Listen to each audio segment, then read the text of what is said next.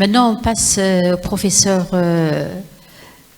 Mimouni pour nous parler de la nouvelle molécule du laboratoire Sanofi, la TIGEO.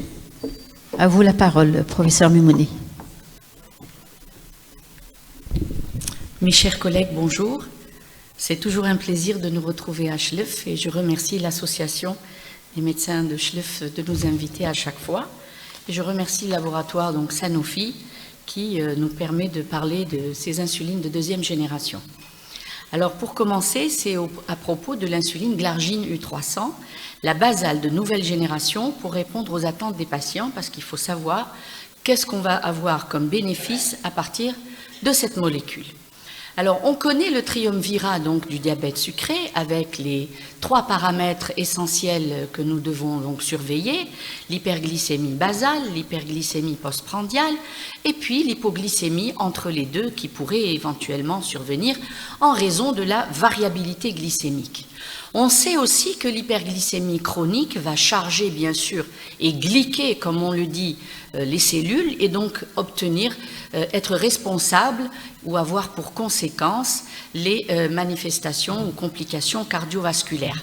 La variabilité glycémique quant à elle, donc l'oscillation entre l'hyper et l'hypoglycémie, va entraîner un stress oxydatif au niveau de la cellule qui lui aussi est responsable des complications cardiovasculaires.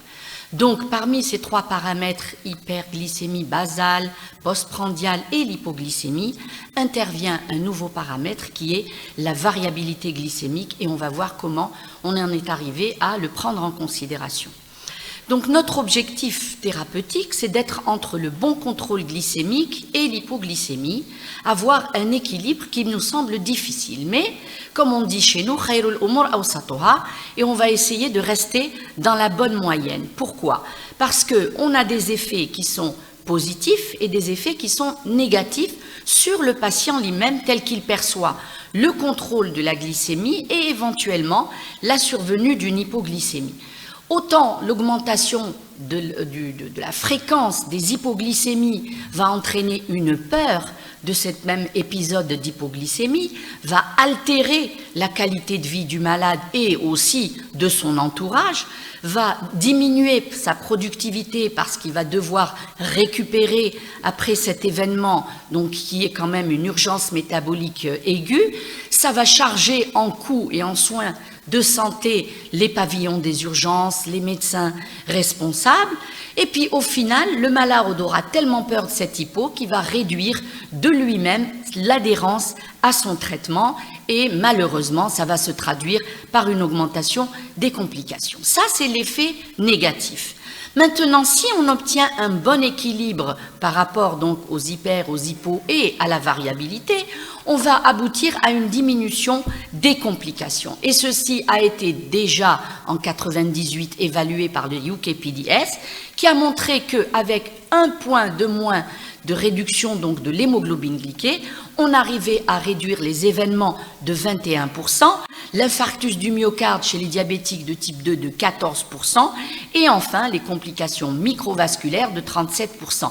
Même que ces patients qui avaient été bien équilibrés pendant toute cette étude, 10 ans après, ont hérité de ce bon équilibre, comme on en a parlé, la mémoire glycémique, et ceci a entraîné un bénéfice de moins 9% sur les événements, de moins 15% encore une fois sur l'infarctus du myocarde et moins 24% sur les complications microvasculaires.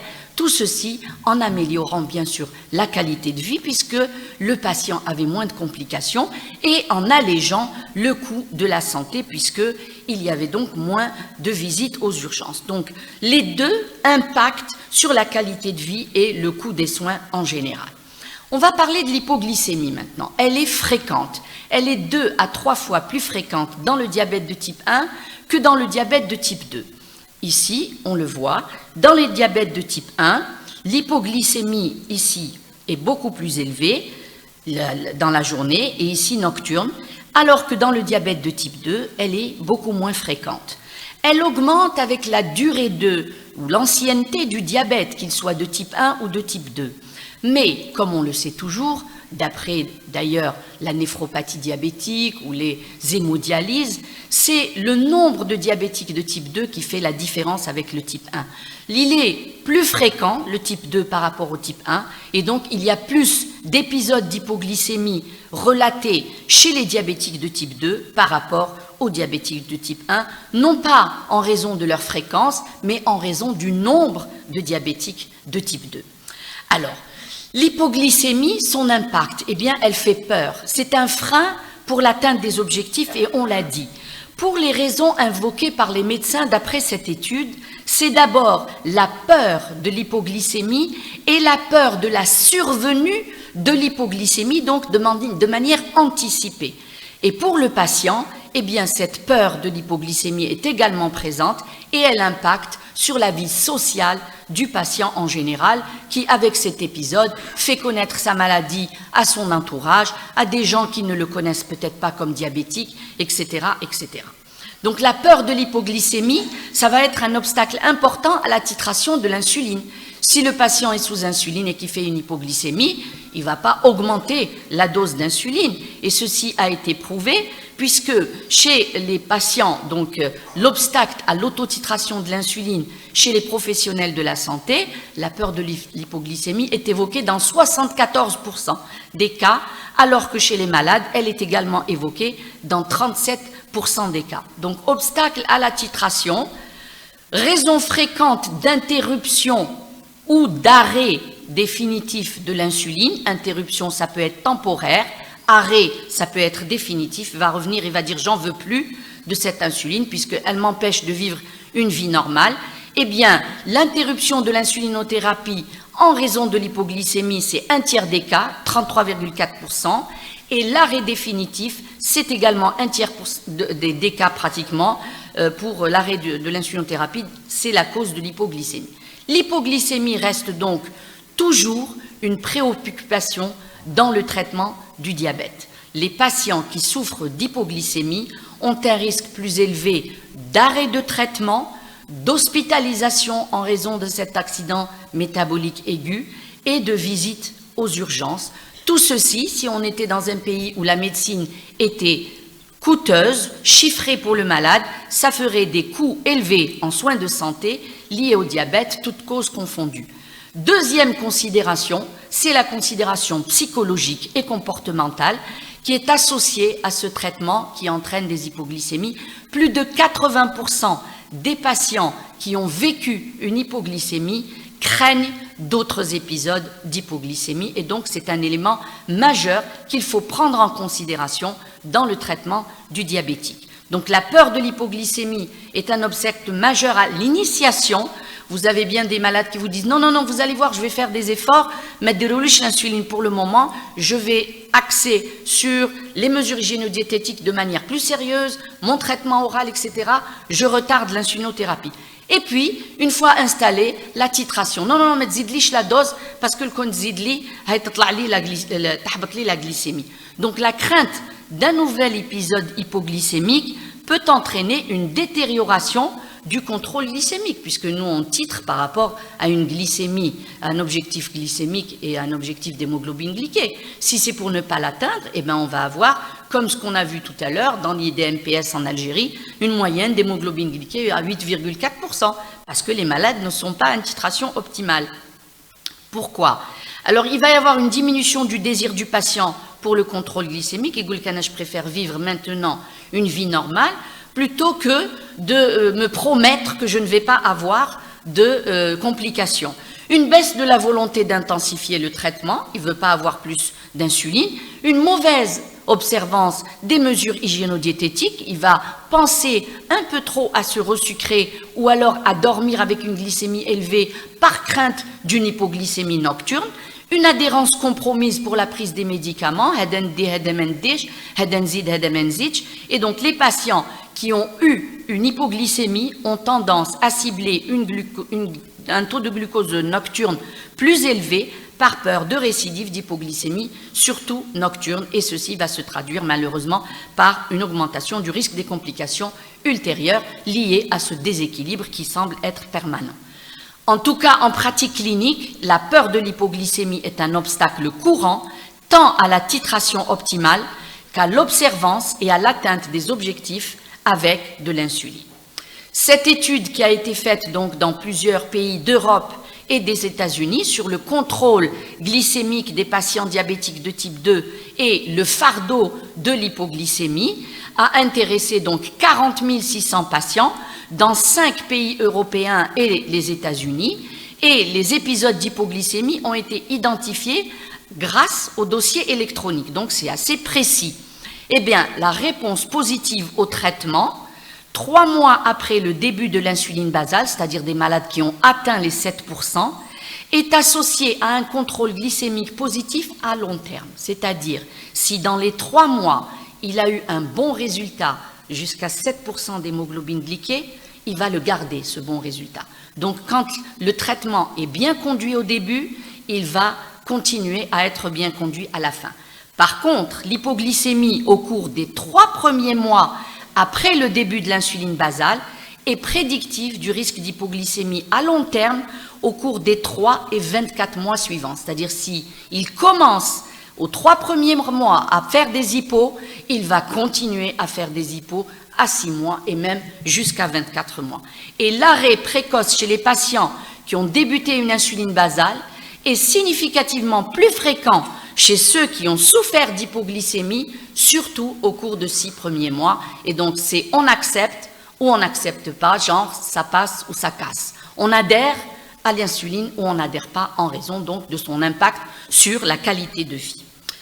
Alors, le paramètre maintenant variabilité glycémique, il est assez récent, le coefficient de variation a été étudié, lorsqu'il dépasse les 36%, il est associé à une augmentation significative de la fréquence de l'hypoglycémie et celle-ci varie en fonction de manière exponentielle avec la variabilité glycémique. On le voit là sur, je vais essayer de pointer, ici par exemple, on a des patients, le petit carré vert, qui sont dans le diabète de type 2 sous mesure hygiéno-diététique. Eh bien, mesure hygiéno-diététique, il n'y a pas beaucoup de variations glycémiques.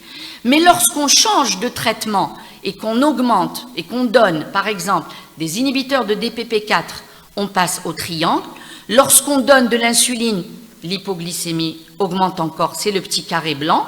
Et enfin, lorsqu'on a insuline et insulinosécrétagogue, on a beaucoup plus de variabilité glycémique. Et bien sûr, le côté rose, c'est le diabétique de type 1. Et lui, avec un basal-bolus, il est évident qu'il y a beaucoup de variabilité glycémique. Donc la variabilité est plus grande chez le diabétique de type 1, ça se comprend par rapport au diabétique de type 2, mais chez le diabétique de type 2, ce coefficient de variation augmente selon le traitement. Plus on a d'insulinosécréteurs, sulfamide, ou DPP4 ou d'insuline elle-même, plus la variabilité glycémique augmente.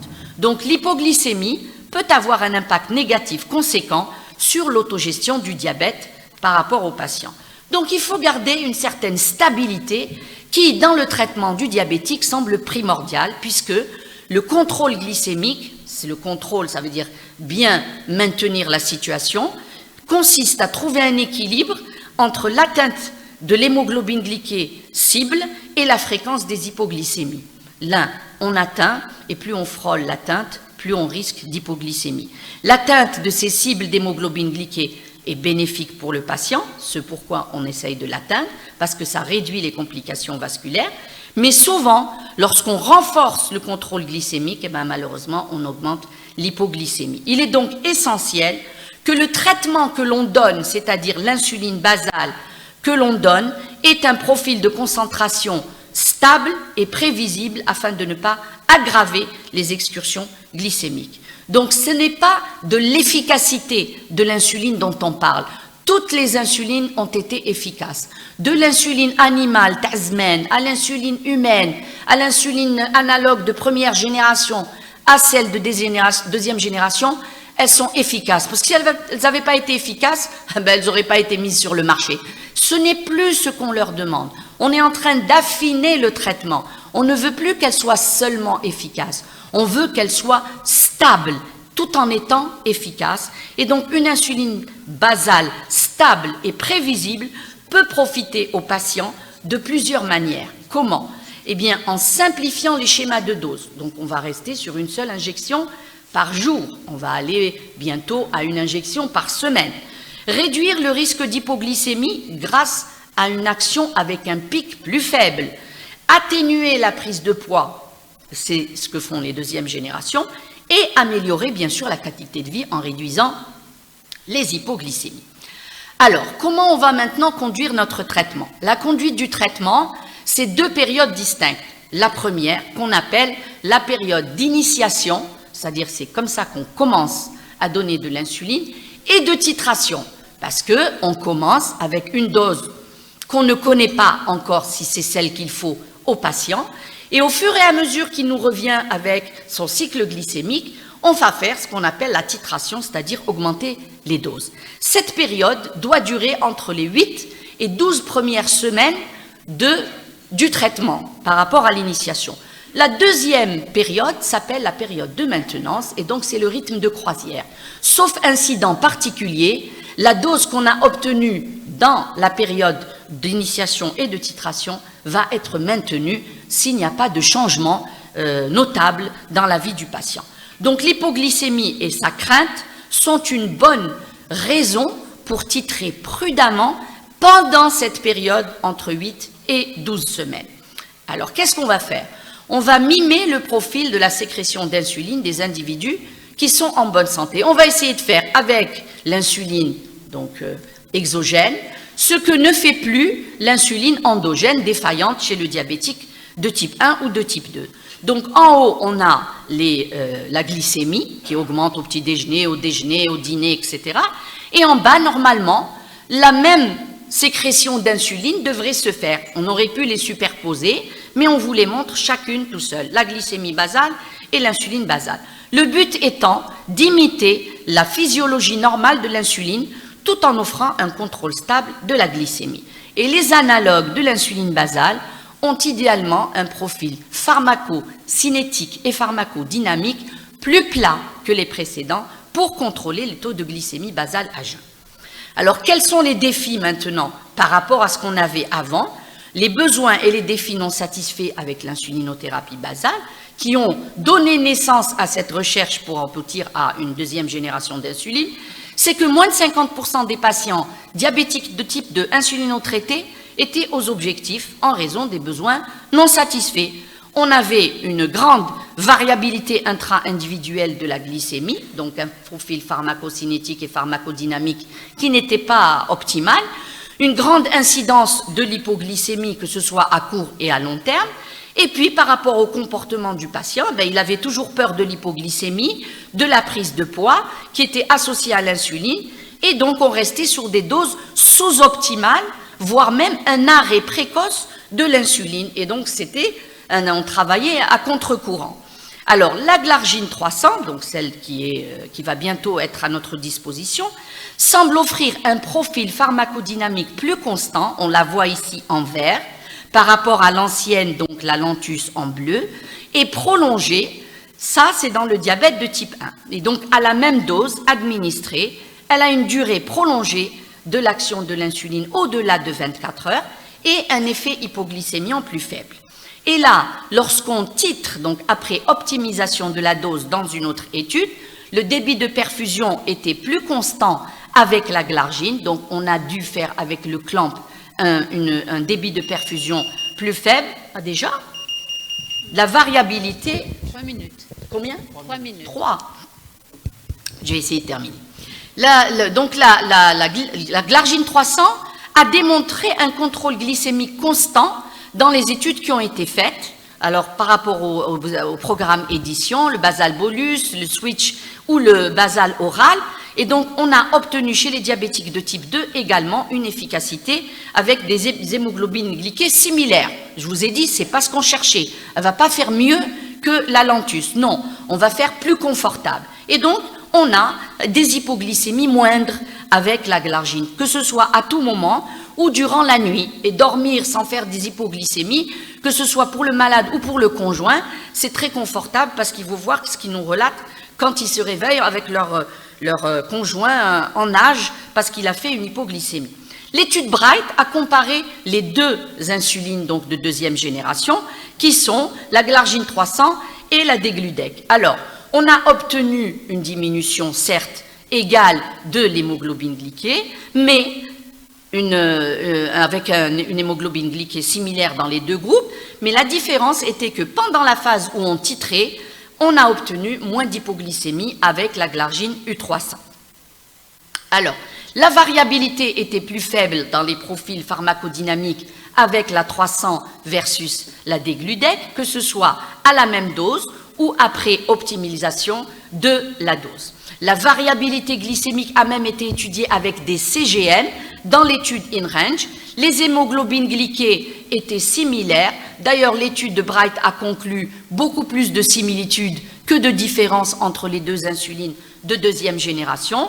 Et maintenant, on a pensé à la vraie vie, parce que les études contrôlées, randomisées, c'est comme si c'était artificiel. Eh bien, l'étude Athos, c'est une étude dans la vraie vie, et le but était de confirmer que effectivement, cette insuline était efficace. Eh bien, il y a eu moins